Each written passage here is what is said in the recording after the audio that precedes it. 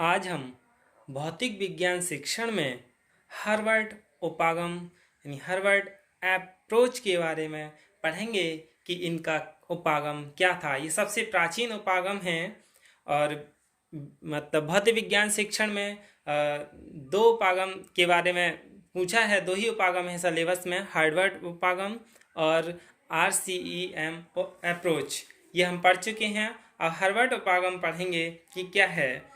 Harvard महोदय ने बताया था कि बालक अनुभवों द्वारा ज्ञानार्जन करता है, यानी एक्सपीरियंस के द्वारा नॉलेज के लिए अर्जित करता है।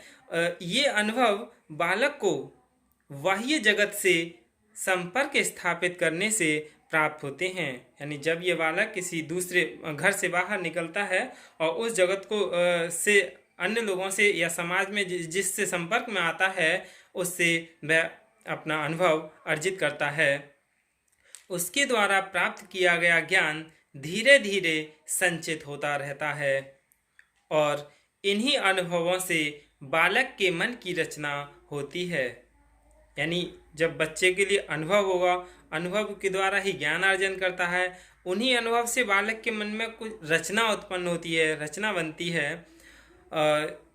If the new knowledge is established with the child's prior knowledge, then the child is able to learn।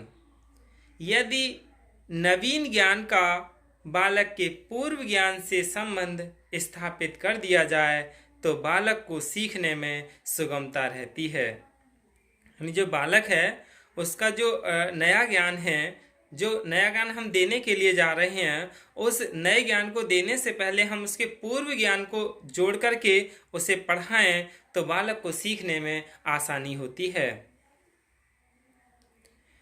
The more systematic and rational the child's experiences are the higher the level of knowledge of the child. बालक के ये अनुभव जितने क्रमबद्ध और तर्क संगत होंगे, बालक के ज्ञान का स्तर भी उतना ही उच्च होगा। यानी बालक का जो अनुभव है वो यदि क्रमबद्ध और तर्कसंगत हो जाए तो बालक का जो ज्ञान का लेवल है वो बहुत ही उच्च हो जाएगा। सीखने की परिस्थितियों में इकाइयों का तर्कपूर्ण ढंग से प्रस्तुत करना चाहिए। इसमें अध्यापक को महत्वपूर्ण स्थान दिया गया है क्योंकि वह बालक को बाह्य जगत का अनुभव कराता है। इसके लिए हार्वर्ड ने 5 सोपान दिए हैं जिनको हार्वर्ड की पंचपदीय पाठ योजना या पंचपदी शिक्षा क्रम कहते हैं। हार्वर्ड उपागम के औपचारिक पद यानी फॉर्मल स्टेप्स 5 हैं। सबसे पहला है तैयारी यानी प्रिपरेशन। इस पद में यानी प्रिपरेशन में अध्यापक को यह जानना होता है कि पढ़ाए जाने वाले पाठ के संबंध में छात्र पहले से कितना जानते हैं।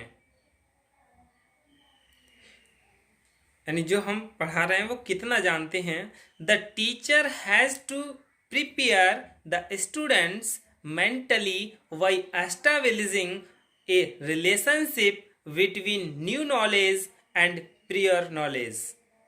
यानी शिक्षक को नवीन ज्ञान तथा पूर्व ज्ञान में संबंध स्थापित करके छात्रों को मानसिक रूप से तैयार करना होता है। यानी तैयारी या प्रिपरेशन में बच्चों के लिए मानसिक रूप से तैयार करना होता है। और ये जो स्टेप है प्रिपरेशन वाला, इसमें कुछ विचार हैं। कौन से हैं? सबसे पहला है पूर्व ज्ञान की परीक्षा यानी प्री नॉलेज टेस्ट। सबसे पहले तो प्री नॉलेज टेस्ट टीचर जाता है, जैसे पढ़ाना चाह रहा है, गुणनखंड सिखाना चाह रहा है तो गुणनखंड को सिखाने से पहले वो उन बच्चों से छोटी छोटी गुणा या छोटे छोटे यानी पहाड़े या इन चीज़ों के बारे में जान लेगा कि ये चीज़ जानता है, तभी वह गुणनखंड के लिए सीख पाएगा। यानी पूर्व ज्ञान की परीक्षा की जाती है। दूसरा है पिक्यू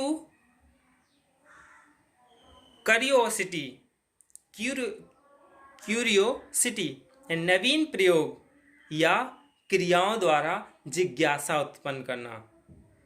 ये क्या है? तैयारी में है। इसका एक तीसरा स्टेप भी इसी में ही है, प्रिपरेशन में।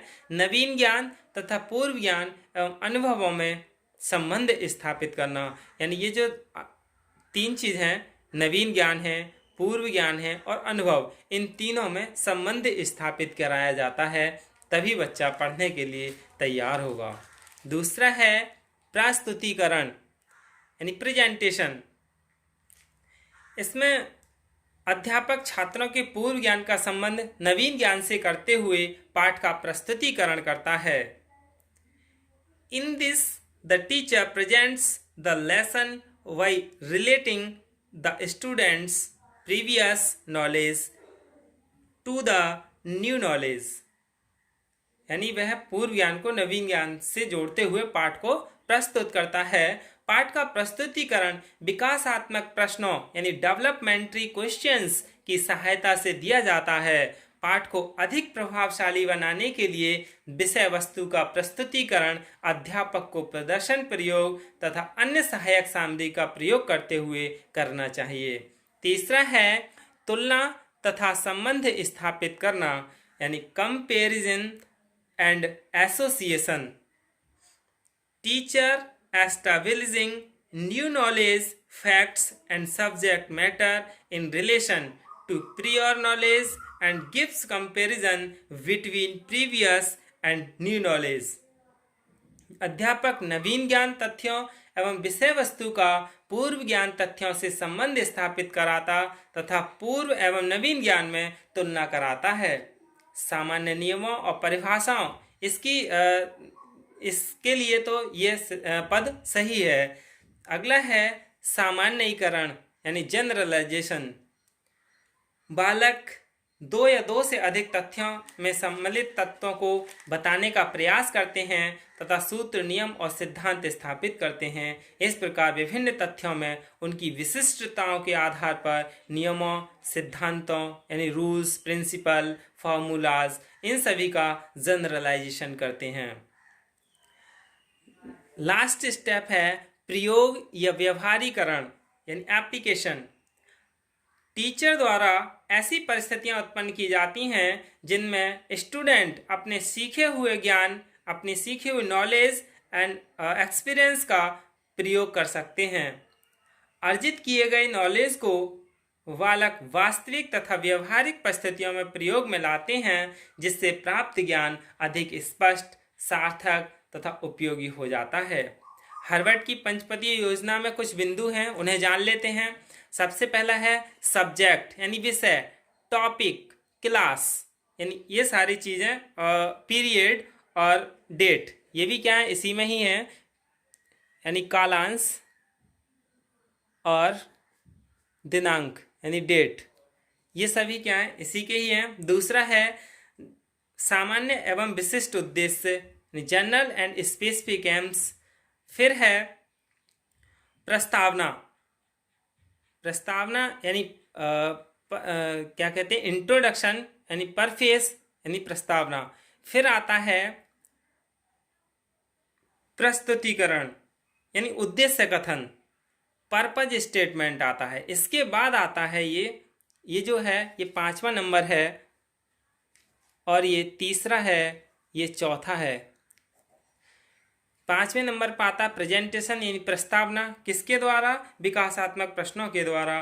फिर आता है 6ठे नंबर पर द एक्सप्लेनेशन यानी स्पष्टीकरण। फिर आता है ब्लैक बोर्ड हेड्स यानी सैंपट सार। और फिर आता है रिकरेंस क्वेश्चंस यानी पुनरावृत्ति प्रश्न। फिर होमवर्क लास्ट में आता है। यही क्या है, हर वर्षन का अप्रोच है, हर वर्षन का उपागम है। धन्यवाद।